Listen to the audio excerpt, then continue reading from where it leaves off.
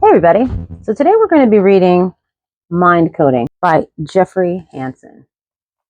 The New Science for Manifesting on Purpose. Chapter 1. The Subway Epiphany, Reinventing Life Through Mind Coding. Rock bottom. The subway bench was cold that night.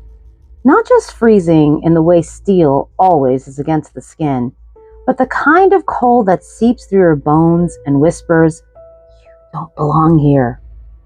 The air was thick with the metallic tang of brake dust and oil, the faint sting of urine from the far corner, and the stale smell of too many bodies pressed together during the day.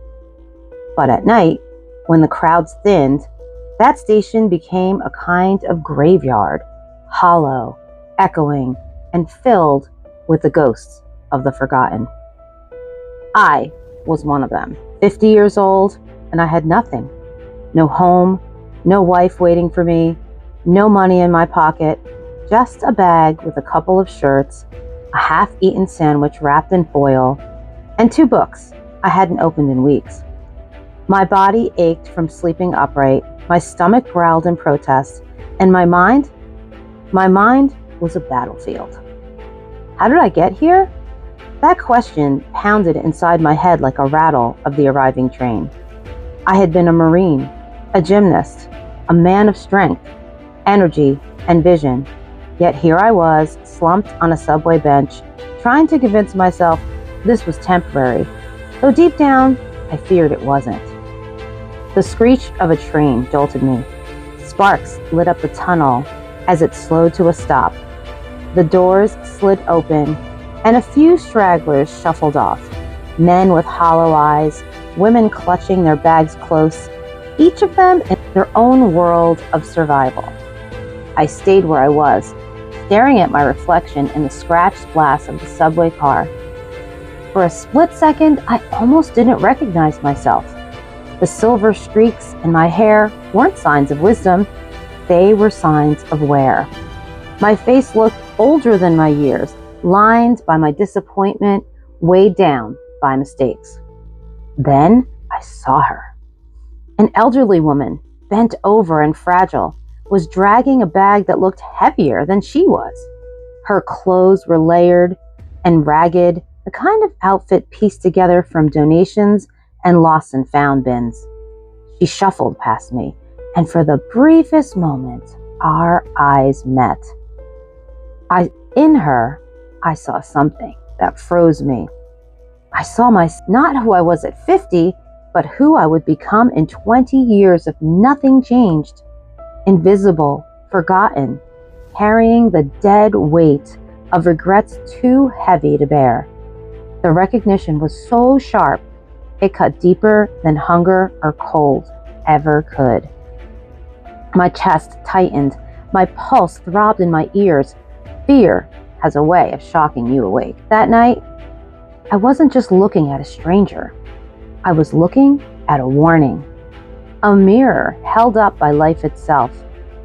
I knew without question, if I don't change, that's my future. I slumped forward, pressing my elbow to my knees, burying my face in my hands. The urge to cry clawed at me, but I had no tears left. I was beyond crying. I was at the edge where men break or they rebuild.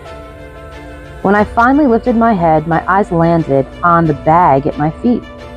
Inside, 2 books rested side by side, Think and Grow Rich by Napoleon Hill and the Holy Bible. For weeks, they had been dead weight, things I carried because throwing them away felt wrong. But now, in that subway station, they looked different. They looked like lifelines. I pulled them out, one in each hand. One book represented the law of success, the patterns of men and women who rose from nothing to greatness.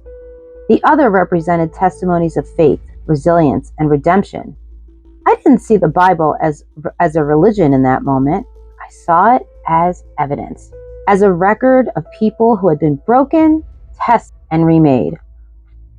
2 books, 2 blueprints, 2 doorways out of hell, if I were willing to walk through them. The Seed of Change. I opened Hill's book first.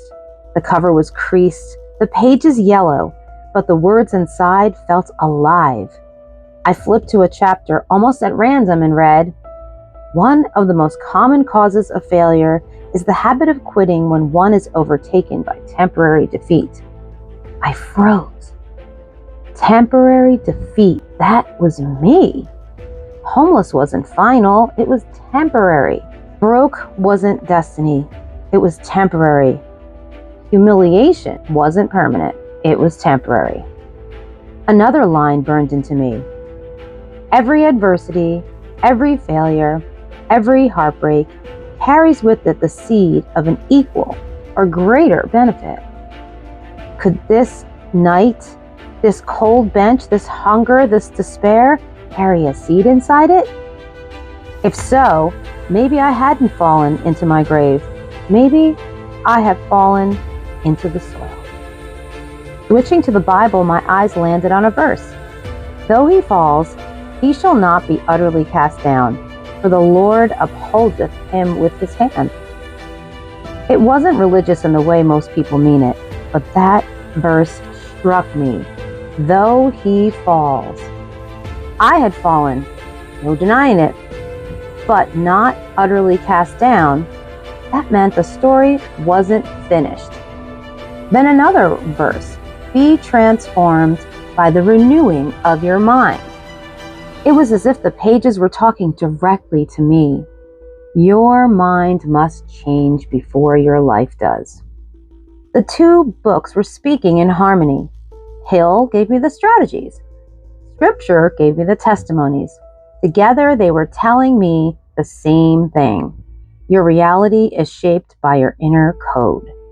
That night, I didn't just read words, I heard instructions. And more than that, I felt permission to believe again. The program of failure. The seed had been planted, but a seed alone doesn't change a life. I had to face the brutal truth of the script I was already living. I wasn't unlucky. I wasn't cursed. I wasn't even uniquely broken. I was simply coded wrong. Like a computer affected with malware, my subconscious had been running bad software for years. Every habit, every belief, every thought loop was evidence of it. My subconscious doesn't argue. It doesn't ask whether something is true or false. It just records, accepts, and repeats. And it executes those commands without mercy. Every time I told myself, I'll never make it, it wrote another line of code. Every time I chose a quick fix over discipline, it reinforced the script. Every time I replayed a past failure, my subconscious treated it as fresh input. And like a machine, my life executed those instructions perfectly. When I looked honestly, here's what I saw in my code: comfort over growth. Skip the hard thing, take the easy path. Delay until tomorrow. Procrastination as a lifestyle. Fear of judgment. Letting other people's opinions decide my moves. Victim identity. Believing failure wasn't something I experienced, but who I was. And with that coding, homelessness wasn't random. It was inevitable. The decision to recode. That night, I reached the line in the sand. Life had already given me a glimpse of my future in the bent frame of that old woman. My past had replayed itself in painful flashbacks, and my present was screaming the truth. This is who you've become. But there was still one choice left. The decision. Change always begins with one decision. Not a decision to fix everything at once, but a decision to stop going in the same direction. I thought about computers. Sometimes when a system crashes, all you can do is hit reset. That's what I needed, a reboot. I closed my eyes, took a breath, and spoke to myself, not with shame, but with command. This is not the end. I will not die with this script. I can and I will rewrite it. The words were quiet, but they felt like thunder. For the first time in years, tears stung my eyes. Not from despair, but from defiance, from something alive inside me fighting to rise. That night, I didn't become a success. I didn't have money or a plan, but I had something more important, a decision strong enough to burn the bridge to who I had been. First steps of reprogramming. A decision is the spark, but a spark without fuel burns out fast. The next morning, nothing around me had changed, but something inside me had. For the first time in years, I didn't feel like a victim. I felt like a programmer starting at a computer running bad or outdated code. I was ready to rewrite it. The first rule of programming is simple. Start with one line of code. Remembering Hill's words about autosuggestion, the first rule of reprogramming is simple. Start with one code. I remembered Hill's words about autosuggestion and began whispering new commands. I am strong again.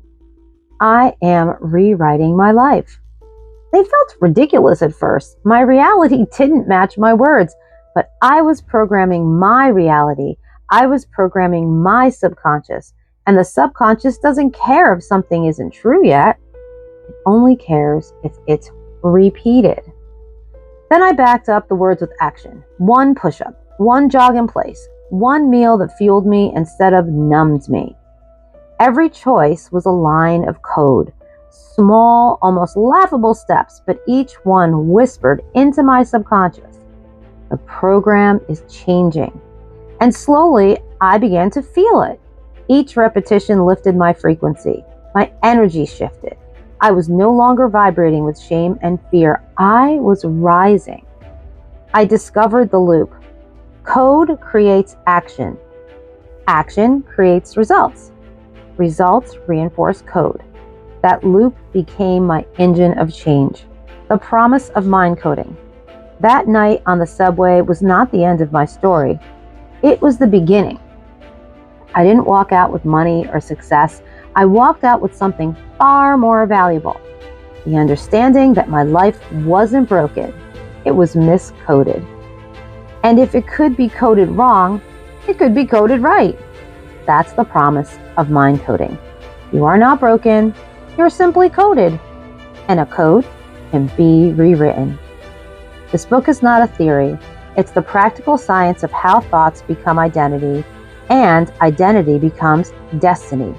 It's the blueprint I built in the fire of my own failure, tested in the grit of my own comeback. In the chapters ahead, you will learn to identify the code already running your life, debug the faulty scripts that keep you stuck, install new programming through identity rewrite scripts, align your daily behaviors with the frequency of your desired reality, rebuild your identity until success feels automatic. I saw the old woman that night and realized she was my warning, my mirror, my possible future. But you don't need to wait for your subway epiphany. The fact that you're holding this book means you're ready.